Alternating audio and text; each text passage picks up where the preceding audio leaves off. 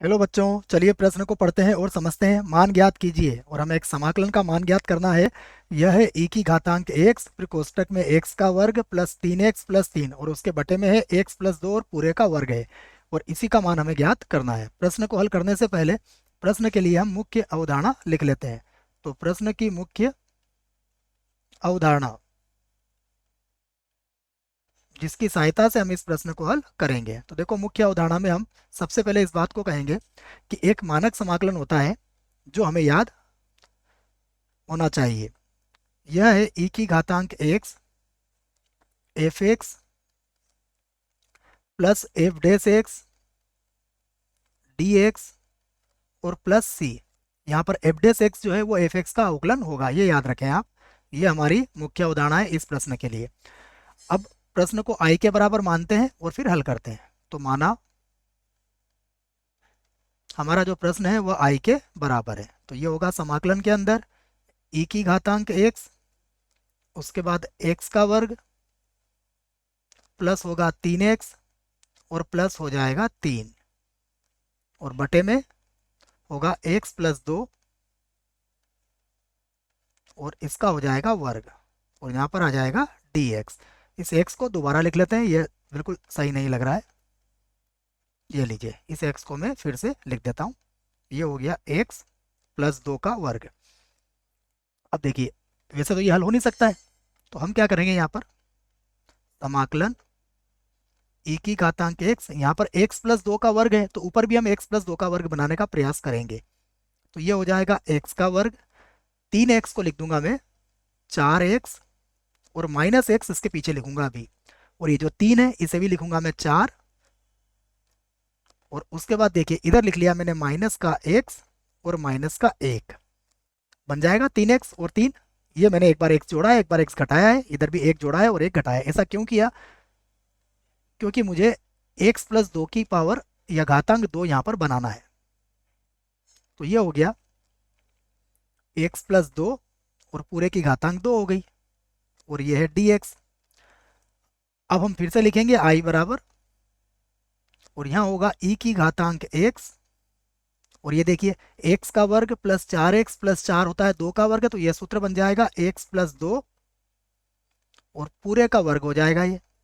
और यहाँ से अगर माइनस को कॉमन ले लें तो ये बनेगा x प्लस 1 और पूरे के बटे में क्या है, x प्लस 2 और पूरे का वर्ग हो जाएगा और यहाँ पर कितना है dx। अब हम इन्हें अलग अलग कर लेंगे। तो अलग अलग करने पर क्या होगा, इसे भी लिख देता हूं मैं। i बराबर, ये होगा समाकलन e की घातांक x। जब हम x प्लस 2 की घातांक 2 के बटे में x प्लस 2 की घातांक 2 को लिखेंगे तो यहाँ कितना मिलेगा हमें, यहाँ तो मिल जाएगा 1 और माइनस यहाँ पर होगा x प्लस 1 और बटे में आ जाएगा x प्लस 2 और पूरे का वर्ग हो जाएगा ये, और यहाँ पर है dx। वैसे ही अब e की घातांक x को हम अलग अलग दोनों से गुणा कर देंगे। तो यहाँ मिलेगा हमें i बराबर समाकलन e की घातांक x और dx हो जाएगा। उसके बाद माइनस समाकलन e की घातांक x, यहाँ पर होगा x प्लस 1 और बटे में हो जाएगा x प्लस 2 और इसका वर्ग हो जाएगा और ये हो गया dx। अब हमें पता है e की घात x का जो समाकलन होता है वो e की घातांक x ही होता है, तो ये तो e की घातांक x ही हो जाएगा। अभी हम यहाँ पर अचर c का प्रयोग नहीं करेंगे, जब सारा समाकलन हो जाएगा तब हम अचर c का प्रयोग फिर कर लेंगे। तो माइनस यहाँ पर देखिए e की घातांक x, अब ये जो x प्लस 1 फिर हमें इसको x प्लस 2 बनाना है, तो पुनः हम क्या करेंगे, इसमें एक बार 1 जोड़ लेंगे और एक बार 1 घटा लेंगे, तो ये बन जाएगा x प्लस 2 और फिर यहाँ माइनस 1 आ जाएगा और बटे में x प्लस 2 और पूरे का वर्ग है। और आगे हल करते हैं इसे, तो ये बना i बराबर e की घातांक x माइनस, फिर से हम इन भिन्नों को अलग अलग कर लेंगे, तो ये होगा e की घातांक x। देखो x प्लस 2 के बटे में x प्लस 2 की घात 2 लिखोगे तो क्या मिलेगा हमें, यहाँ मिलेगा 1 बटा x प्लस 2, यह मिल जाएगा। और उसके बाद माइनस 1 के बटे में आ जाएगा x प्लस 2 और इसका वर्ग हो जाएगा, देखिए, और ये हो गया हमारे पास dx। इसे हम चाहें तो अब समीकरण 1 बना लेते हैं। और समीकरण 1 बनाने के बाद आप देखिए, अगर 1/x+2 का हम अवकलन करेंगे तो हमें मिलेगा माइनस का 1/x+2 अर्थ ये हुआ कि हम इसे f(x) मान सकते हैं। तो मैं यहाँ पर मान लेता हूँ, माना f(x) बराबर है 1/x+2 के। अब हम इसका अवकलन करेंगे तो f(x) का अवकलन क्या होता है, f'(x), और 1/x+2 का अवकलन कितना होगा, -1/x+2 का वर्ग हो जाएगा। और दोबारा x+2 का करेंगे तो एक ही आएगा, लिखने की कोई आवश्यकता नहीं है, फिर भी चाहे तो लिख देते हैं। तो देखो यहाँ पर हमें f(x) भी मिल गया और f'(x) भी मिल गया। अब हम यहाँ पर मैं आपको एक बार बता देता हूँ कि मैंने जो सूत्र लगाया है वह भी मैं यहाँ लिख देता हूँ, जिससे कि आपको पता रहे। देखो सूत्र का जो मैंने प्रयोग किया है वह मैं यहाँ पर आपको बता देता हूँ कि समाकलन 1/x dx, इसका जो समाकलन होता है वह होता है -1/x⁴ प्लस c। ये याद रखें, इसी सूत्र का प्रयोग मैंने यहाँ पर किया है। अब हम लिखते हैं फिर से i बराबर, तो अब होगा हमारे पास i बराबर e⁻x, उसके बाद माइनस समाकलन e⁻x।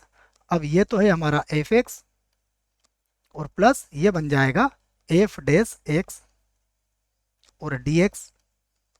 अब मुख्य अवधारणा में जो हमने सूत्र लिखा है इसके प्रयोग से i बराबर होगा e⁻x माइनस e⁻x और ये होगा f(x) और प्लस हो जाएगा c, क्योंकि अब हमारा समाकलन पूरा हुआ तब हम अचर c का प्रयोग कर सकते हैं। फिर से लिखेंगे हम i बराबर e⁻x माइनस e⁻x और f(x) हमने किसको माना था, f(x) हमने माना था 1/x+2 को। तो मैं लिख लेता हूं मैं 1/x+2 और प्लस हो जाएगा c। यहां से हम और सरल कर सकते हैं इसको, e⁻x को हम यहां से कॉमन ले लेते हैं। तो i बराबर e⁻x को कॉमन ले लिया तो यहाँ हुआ 1 माइनस 1/x+2 और प्लस हो जाएगा c।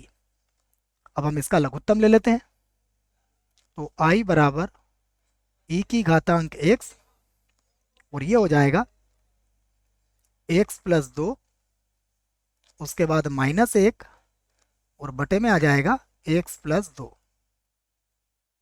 Plus c। एक बार और लिखते हैं i बराबर, ये होगा e⁻x, 2 में से 1 घटाएंगे तो 1 बचेगा तो x+1 और बटे में आ जाएगा x+2 और प्लस हो जाएगा c। यही हमारे प्रश्न का उत्तर होगा। आशा करता हूँ आपको इस प्रश्न का उत्तर समझ में आया होगा। धन्यवाद।